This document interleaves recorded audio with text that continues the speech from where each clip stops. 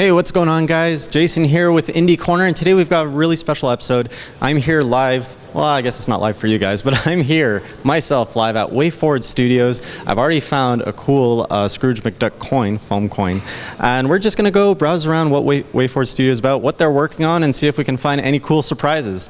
So let's go see what's around here.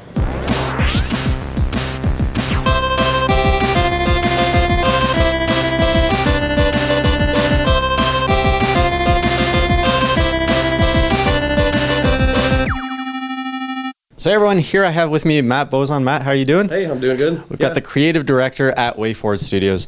So Matt, what is it that you do around here? All right, so creative director, I'm also the Shantae guy, and I'm the head of our internal publishing for OIP. Right. So I've got a team of directors, and we pitch games. I play them. I guess it sounds like I just play games, but I, work with them. We work with the clients. A lot of it's game pitches, biz dev. Checking how the development is going at regular intervals, stuff like that. So I work mostly with I guess I span the creative and the business side, like a little of both. Okay, so do you play a role in like the whole vision of, let's say, the next Shantae game? Do you kind of say like, this is how it should play, this is how it should look like? Yeah, that's kind of I have kind of the germ of where I want that to go, and then sometimes, like, if there's a new art style I want to spearhead that, I'll seek out artists and like find somebody who's got a style that kind of embodies what I want to do, and I'll still draw and animate and do things sometimes, like a little level design. Like I'll still dabble because I love development and I want to be doing it. If I could do it all day every day, I would, but frankly, there's just so many people around who are super talented, so it's like, really, let somebody else do it. Do you have any of your sketches lying around here? Or? Yeah. This is a good example. Sorry, it's really very messy. Oh, that's fine. Those are the best kind of sketches, right? But here's like a thing from Pirate's Curse. So if you played that game at all, I don't know where's it. I have. Are these the hearts that you smash to get more life? No, almost. Oh wait, what is this?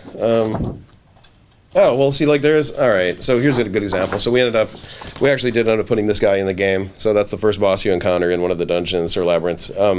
So it's it's sketches. Sometimes we'll scan this stuff in. We'll actually use it as placeholder to get some gameplay worked out. But here's another one for the well, I don't know who's played it. I don't want to ruin it, but the Squid Baron 2.0 fight. But if you look closely, we didn't end up using any of this stuff down here.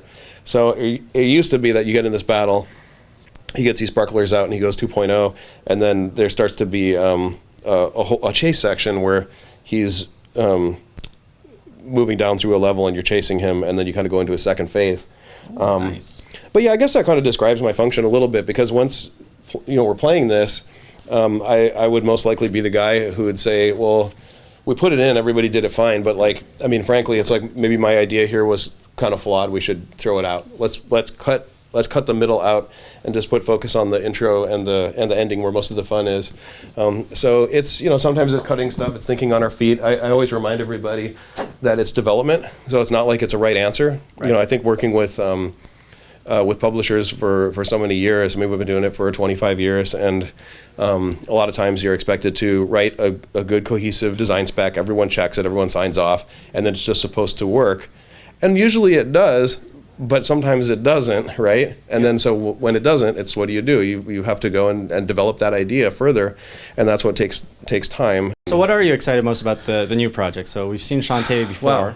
So we've seen in the trailer you're bringing new transformations. Yeah, the transformations are cool. I'm really excited about the getting it onto different platforms, because there's so many people who have never got to play Shantae that maybe they heard about it, but they don't if they don't have a 3DS or didn't have a DSi or something like that, they might have missed these, and they're available on Steam now, but we haven't had a new Shantae game come out and release to like all audiences before. Yeah.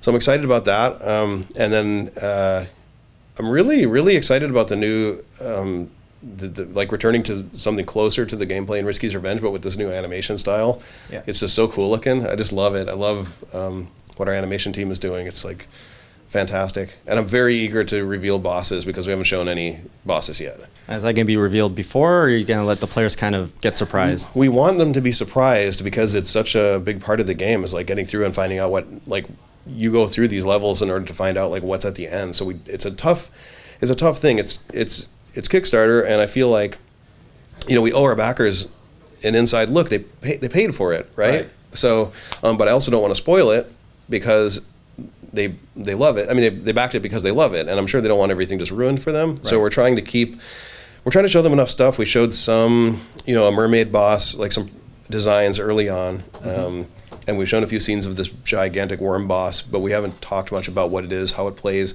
why it's there, and we've avoided almost everything having to do with storyline, just on purpose. Just, you know, part of it is because I'm prone to changing story things till really late. Yeah. And I don't want to mislead anybody if they're like, oh, that sounds so awesome, I can't wait. And then it's like, that idea's out. Now it's this, you know, we altered it into this new idea, or people didn't get it, so I changed it, you know.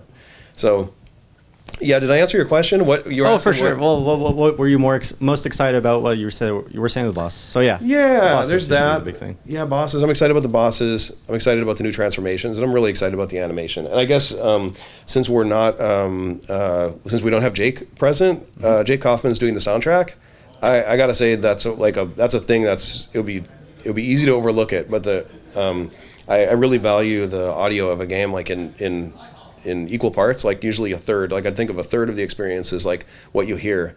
And his soundtrack so far is really, really cool, and it's not like the previous ones. So I mean, that's what excites me, because I don't know what he's going to do exactly. I trust him a lot. I just say, hey. So you haven't heard anything yet? I've heard a little bit. There's some tracks in the backer demo, and there are a couple more tracks that he's given that were used in our trailer. But every time he delivers something, I just put headphones on. I'm just like, oh my gosh.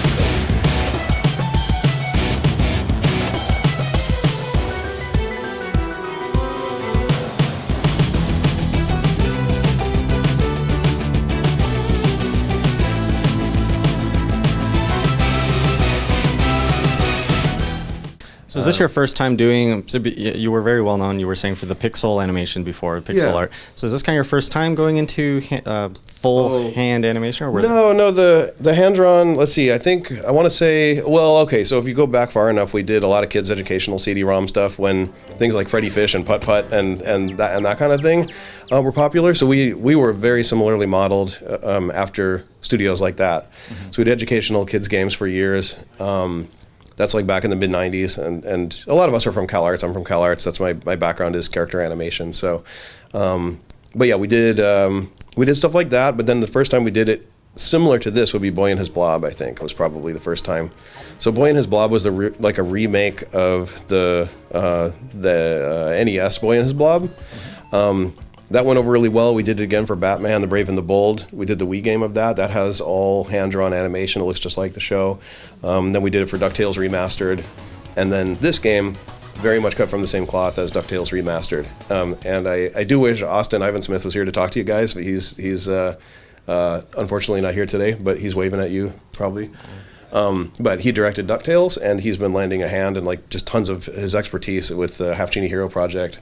So yeah, awesome director, and he's just, you know, showing us a lot of like here's how he directed DuckTales, and he's been like helping me to get this game to, you know, kind of be like similar in a lot of senses, but not too similar. So well, you got the rest of the team here, right? So can we go pay them a visit, see what they're working on? Yeah, have a look around, ask questions. Let me introduce you to Voldy Way, our tyrannical overlord. Tyrannical Overlord. Now that's actually what it says on the business card. I'm seeing on your card your last name's Way. Does that have to do with why it's WayForward? WayForward. Yeah. Well, it was that, and it was also a tribute to my favorite author, Douglas Adams. He wrote Hitchhiker's Guide to the Galaxies.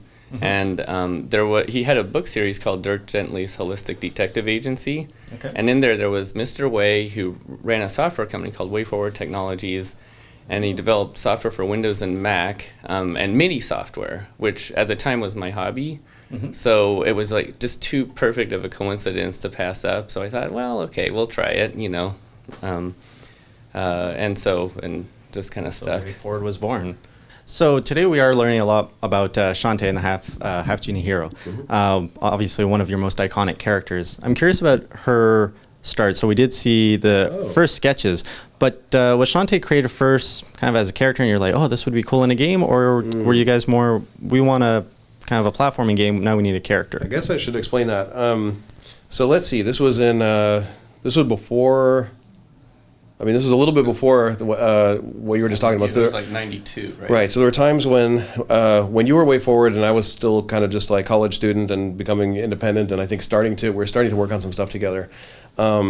This was I'd been kind of doing all my own ideas, right? And so my wife, who was my girlfriend or fiance, I'm trying to think at the time, Erin had some ideas for stuff. I'm like, well, maybe let's try, let's try doing some, like I wanted to encourage her to try something on her own too, because I also met her at CalArts. She was character animator, right.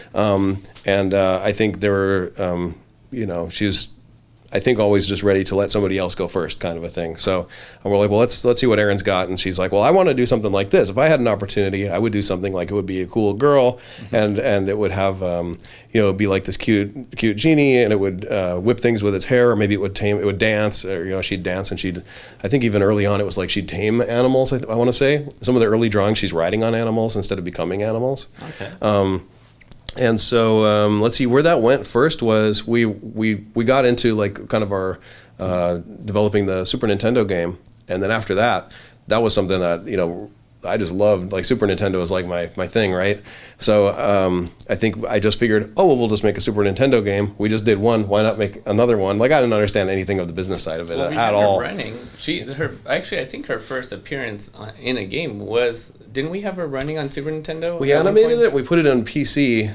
And then you showed me Doom, and I got sad. And you're like, it's all in 3D. I'm like, what? Did we actually have her running at one point or did we never have her? I thought we did. I don't think on Super Nintendo, unless you did something and you have it. Maybe there's a hidden card somewhere of Super Nintendo Shantae. Yeah, I don't think so. But yeah, we definitely did on PC, and she was kind of, well. Yeah, and it was kind of one of those like, we're gonna go somewhat high resolution, which was I think 640 by 480 at the time, and you were showing me all these ways that you could smooth scroll stuff, and I don't know. We tried it. It was cool. And also the other person who was involved with that is Jimmy Huey. So Jimmy Huey is the guy who programmed the original Shantae Game Boy Color. Mm-hmm. So we kind of pitched the game around a bit because and back then you had to get someone to manufacture it and put up a lot of money, and so we were looking for a publisher. Jimmy Huey lives out here too in Valencia, and he's legendary. He programmed summer games for the Commodore VIC-20. That's how. And Mario Brothers for the Amiga, right? Or was that the Commodore 64? Or something. Yeah, he was considered an old timer when we started. Right. So for a while there was me and Aaron and Jimmy pitching that game around, making, just showing up at studios and knocking on the door, and then later when I was working here. Our CEO John Beck had said, I think we had finished the first Game Boy Color game. And he's like, maybe this is a good time to try that again, right? So it had kind of gone. Sports. Yes, after Extreme Sports, then we had the tools and tech in place. It's like, why don't we try that game? And at that point, I think Shantae had been dormant for 94 till about 2000? Yeah, so it had already been dormant for a while. Mm-hmm. And we kept fiddling with it, of course. That's why everyone's like, how many Shantae games have there been? Tons. There have been tons. We had her running around in 3D on the. We had almost like Crash Bandicoot style looking one on PS1. Mm-hmm. We had one on PS2 that was like a full roaming 3D. We had the same kind of thing on DS where it was free roaming 3D like a Mario 64. A Game Boy Advance. We had a Game Boy Advance demo that was over 2 hours long. If anyone would have published it, it could have been turned into a game. But never made it past. No, we just couldn't get any traction. And back then we were at the mercy of publishers to ship it. If they weren't interested, we couldn't do it. Now we can. Right, with the power of Kickstarter, right? Mm-hmm. Well, and even without the Risky's Revenge for DSi, that one we just funded ourselves, and same with Pirate's Curse. The reason we couldn't do consoles is because pixel art is one thing. We can do that really fast and keep the cost down. Yeah. But doing, kind of the stuff you saw for Half-Genie Hero, that's just way more expensive and time consuming. So it's a whole different league. Mm-hmm. Like this is something I wouldn't have even probably thought about, or even realized. Yeah, it is. And all the backgrounds are 3D, and it's just a lot more work. Yeah. Mm-hmm. Yeah. More work, more people, more time. It costs more. Yeah, everything, and it takes longer to iterate. So if in tiles, if you look at something like Mario Maker, if you saw that at E3, our tools for 2D are kind of similar. If you see something and you play it and you don't like it, you just rearrange it and then you compile and you try it again and you're like, no, that's cool. And you could do that 20, 30 times over the course of an hour until you're like, there you go, perfect, and then save and I'm done, right? One level done. But when you have teams that are making level design, environment, there's concept art, there's paintings, those things have to be, they go in engine, they have to be lit. There's like texture, like memory concerns that I'm not used to as a guy who is more raised on 2D. It's like, if it all fits in the sprite bank, you're good to go, right? Yeah. So I'm more used to, there are hard restrictions and you don't break any rules. The console stuff is more like you're just incrementally breaking more and more and more, and like engine team is expanding to allow us to do bigger and better and bigger and better until you kind of keep it. The programmers will explain it much better.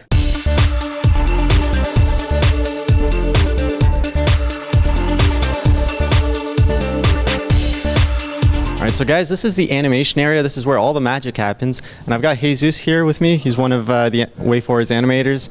He's going to give us a little rundown of what's going on here. He's got some cool sketches on the wall as well as he's got a few animations open. So Jesus, what are you working on? What's going on here? Right, yeah, so let me show you a little bit over here. This is Shantae. What we're doing right here is I sketch out pretty much like for mobility, how cool, like what's the range of her flexibility, and then I'll show it to my director Matt, and he'll yay it or nay it, and these are pretty much instructions for us to rig it. So we're rigging 2D designs, kind of like 3D a little bit, and these are more development sketches here too, just again more range, and just so you guys can get an idea of how we plan this. We'll do poses like this first to show us that range, and if Matt approves of any one of these poses, then we'll look at the drawing and we'll try to make sense of it, logical sense of it in our program. This is our rig that allows us to animate our character, but the special things that we do here is we'll turn something flat into something very dimensional. This is our foundation, really. Shantae was animated in pixels, and so we'll grab a lot of our sensibilities from here. And this is me. I'm trying to work out some rigging issues so we can be able to match this sensibility here. Taking these little points that we put on the part where the shadow is, and then we're moving it side to side and expanding it so it looks like it's actually turning dimensionally. Oh, so it's like a distortion. Yeah. And those are kind of really close to pixel tricks, and WayForward's known for its pixel history, and so we're using all that kind of information, the CG information, and also some traditional animation tricks as well, like that frame there. The wings look like they're all spread apart, but it's called a smear, and that's what kind of makes that kind of wing flap really seem convincing and feels kind of speedy enough, and you kind of really feel it flying, and it turns dimensionally. It's a lot of really cool stuff. So while we were talking with the animators earlier, Matt had mentioned that the game runs at different frame rates on different platforms. And I was wondering, is that a difficult task to actually kind of either downgrade, upgrade the game for those different platforms? Well, what he was specifically referring to was that the animations would be animated at different rates. Obviously we're doing hand-drawn animations for our characters, which let us make them look exactly how we want. But it takes a lot of memory for all of those animations. It can be kind of resource intensive, and if you take a mobile platform, it doesn't necessarily need to have the same level of detail on the animations. You're dealing with a lower resolution, so you can down-res the textures, and we can also remove some of the frames there to reduce the memory load. And it still looks very good with all of those sort of things. So there's for dealing with the mobile platform, there's kind of two aspects to that. The down-resing we have set up in our build script, so again, it kind of just happens. And obviously we have to set that up per project, because if you're doing a project that's only on mobile, you don't want to have to create everything high-res and then so that the script can come in and down-res it. That'd be a complete waste of resources. But for the for this project, we have that set up where it just happens automatically. For removing the frames, that's something we can't really do automatically because that is something that actually requires kind of an artist's touch.